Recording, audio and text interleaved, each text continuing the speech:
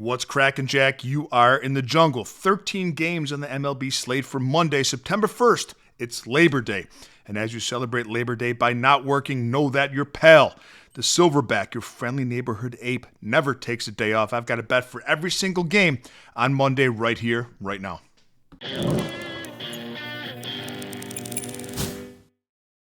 Greetings, everybody. Welcome back to the show. And if you're joining us for the first time, welcome to the jungle. I've got a bet for all 13 games in Major League Baseball for Monday. And I'm going to leave two links for you in the comments section. The first link is to my $5 favorite play of the day. And for just $5 and no further obligation, you get my best bet of the day, my absolute favorite, text to your phone. The second link is to become a jungle member. And for as little as 55 cents a day, you can become a member, get my full betting card sent to your phone every single morning. Access to a members-only Discord, and a direct line to me for letting me to opine on any other bet that you're considering placing. We have a free weekly trial. Take it for a test spin and see if it's for you. Today's video is brought to you by Outlier.bet, the top name in sports betting research, and by Red Lobster. Great seafood on a daily basis and now offering adult literacy classes on Saturday mornings. First game up, we're looking at the Marlins at the Nationals. No official starter yet for the Marlins. Andrew Alvarez making his Major League debut for Washington. Alvarez is being called up not because he's elite, nor they think that he's ready, but to get him experience for next year. He's taking Mackenzie Gore's spot in the lineup for Monday. His AAA numbers are okay, nothing to write home about, and he's going to turn the ball over to a bullpen that I currently have ranked 24th at the moment. The Nationals' bullpen ERA is 4.50 over the last 7 games, and they have a fatigue factor of 5 out of 10. The Marlins have been swinging the sticks well recently. Over the last 7 games, they're batting .278 as a team, 5th best in Major League Baseball. Their bullpen isn't much better than the Nationals at this moment, but the Nationals' bats are ice cold. Washington batting just .226 as a team over their last 7 games. Regardless of the starting pitching situation, I think Miami holds the edge here. The play here is Marlins on the money line. Mets at Detroit, Sean Manaea going for the Mets. Charlie Morton, old man Charlie, going for the Tigers. Now, Manaea had a good showing last game against the Phillies, but before that, he was in very rough form, having given up at least 4 runs in his previous 4 starts, each of his last previous 4 starts. I'm not in a hurry to back Morton either. Morton has allowed 13 earned runs in his last 15 innings pitched. I have both these bullpens currently ranked middle of the pack coming into Monday, but I like to take them out of the equation, focus on the starting pitching.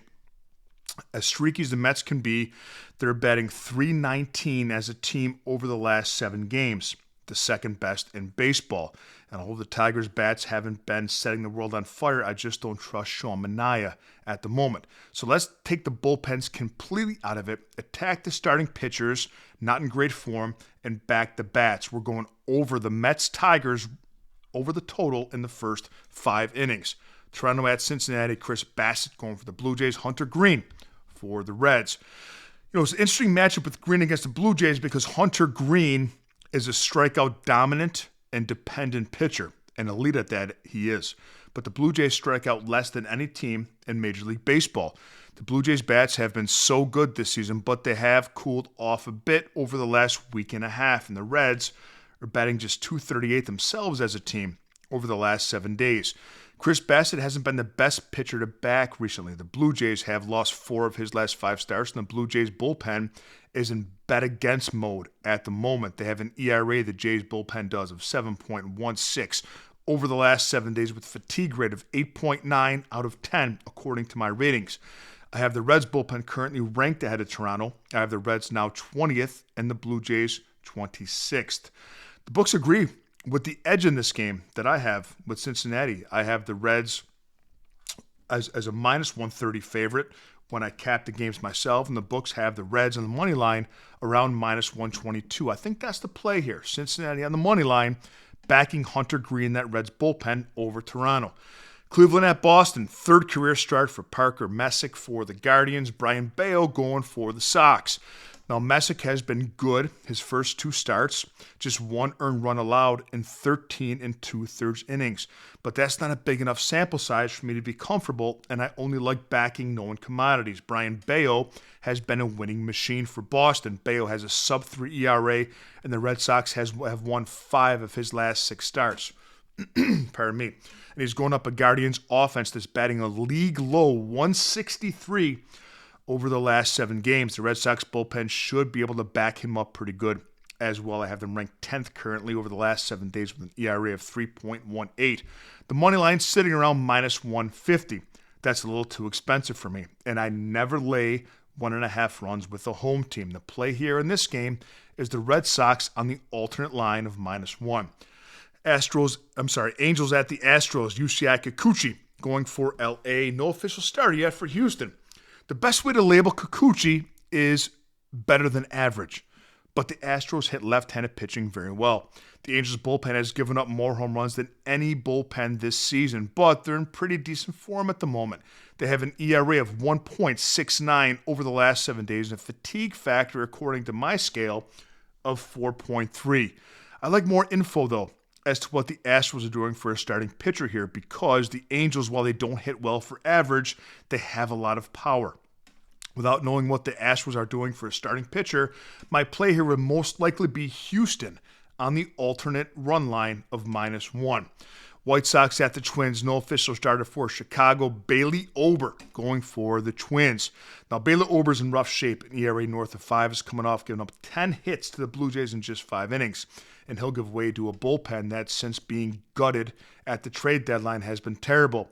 They have a bullpen ERA, Minnesota does, of 10.39 over the last 7 days, and a fatigue rate of 9.5 out of 10. No bullpen has pitched more innings, has worked more than the Twins over the last week. The White Sox offense has been hot, 7th most runs scored in baseball since the All-Star break with 204. The play here, White Sox team total over. A's at St. Louis. Luis Morales going for the A's. We have Sonny Gray going for the Cardinals. But let's talk about Morales. I like this kid. He started 5 games. It's his rookie campaign, an ERA of just 1.19 or a whip under 1, 0.97 to be exact. The A's have won 4 of his last 5 starts. Sonny Gray has not been the Sonny Gray that we've come to know and love over the last few seasons. He has an ERA north of 4 and has given up at least 1 home run in 5 of his last 6 starts. I think there's a big offensive mismatch here as well that goes in favor of the A's. And although Sonny Gray has a name, Morales has been almost unhittable for the A's. The A's are sitting on the money line of plus 127 on some books. I think that's the play here. A's on the money line for plus money. Braves at the Cubs. Spencer Strider going for Atlanta. Colin Ray for Chicago. Spencer Strider, 21 earned runs in his last 4 starts. Certainly not the pitcher he was before surgery. Ray's coming off a 6-run loss to the Giants, but before that, he was in pretty good form. Before that game, he had allowed just 2 earned runs or less in 5 straight starts. Cubs bullpen isn't in their best form, but I currently have them ranked 19th. They have an ERA of 6.08 over the last 7 games, but the Braves bullpen is in worse shape. The Braves I have ranked 27th bullpen-wise at the moment. ERA last 7 days, 10.80. Although the Cubs' offense has been cold, there's still a lot better option in this game, and this game is at Wrigley. The Cubs are sitting on a line that most books have under the price of minus 120. That's an overreaction, in my opinion, to the name of Spencer Strider. Back the Cubs on the money line. The Phillies at the Brewers. Taijuan Walker going for Philly. We have Jacob Misiorowski going for the Brewers, the Miz. Now, I've been a supporter of Taijuan Walker. I think he gets a bad rap because he's the 5th starter for the Phillies and a really good staff. But the last 3 games he started, the Phillies have lost all 3 of them, and he's allowed 9 earned runs total over those last 3 games. But I'm reluctant to back the Miz as well. The rookie Femont took the league by storm his first few starts, but has struggled mightily in his last 3. The Brewers certainly have a bullpen edge in this game. They have them ranked 4th in current form with an ERA of 3.09. Over the last 7 days, the Phillies bullpen is a bit taxed. I have them 22nd with fatigue factor of 8.7. These are 2 top 5 offenses in baseball, both season long and over the last 7 games. What I mean by this is these offenses are top tier in good form with pitching options that we're not 100 certain about. I think the over-under of 8.5 is short. Take the over in Brewers-Phillies. Giants at the Rockies. We have Kiwi Tang going for the Giants. Chase Dollander going for the Rockies. This game is going over. I can't say it enough. Tang has an ERA north of 8. Dollander has an ERA north of 6, and both these bullpens combined have an ERA north of 10. And this game is at Coors Field. What else do we need to know? The Giants' offense has not been backable very often this season, but they're in very good form. San Francisco has the third most runs scored in the last 7 games with 54. The over-under sitting at 11.5. But if you listen to this channel, you know that we go over on the high totals. We go under on the low totals. Give me San Francisco and Colorado over 11.5. Baltimore at San Diego. Kyle Bradish going for the Orioles. Dylan Cease for the Padres. This is Kyle Bradish's second start this season coming off the IL. So not a ton to go off of to cap him. But we do have a lot of data on Dylan Cease, and the numbers have not been great this season. 6-11, an ERA of 4.82, certainly not what the Padres wanted when they acquired him from the White Sox. He's got a whip of 1.33, and he's allowed 11 earned runs in his last 12 2/3 innings. I think the play in this game is the over in Baltimore and San Diego. Seattle at Tampa Bay, we have Luis Castillo going for the Mariners. We have Shane Baz going for the Rays. Now, Baz is currently in auto fade mode at the moment. The Rays have lost 4 of his last 5 starts, and he's allowed 23 earned runs his last 5 starts. The Tampa Bay bullpen, however, is in very good form at the moment. They have an ERA of 0.76 over the last 7 days and a fatigue rate of 5.1. Rays bullpen in great form. I like the move here. And if we isolate the starting pitching edge, right, and take the Mariners on the money line in the first 5 innings, let's back Castillo over Baz. That's the play here for me. Let's go Seattle first 5 money line. Texas at Arizona, Patrick Corbin going for the Rangers, Ryan Nelson for the Diamondbacks. Now, Nelson holds the edge in this game with the starting pitchers, but the Rangers have a better bullpen. And the Rangers' high-leverage arms in the bullpen are available. Their fatigue factor is just 3.6, according to my rankings, out of 10 over the last 7 days. The Texas Sticks have been hot. They're batting .315 as a team over their last 7 games, second in baseball in 55 runs scored over the last 7 games, also second. I don't think their starting pitching edge that Nelson holds for Arizona is enough to combat the recent hot streak that Rangers have taken on. And they're sitting on a massive price on plus money on the money line. That's the play here, Jungle Nation. Texas Rangers on the money line for plus money. Let's have a day, and I'll see you tomorrow with a little more money in your pocket.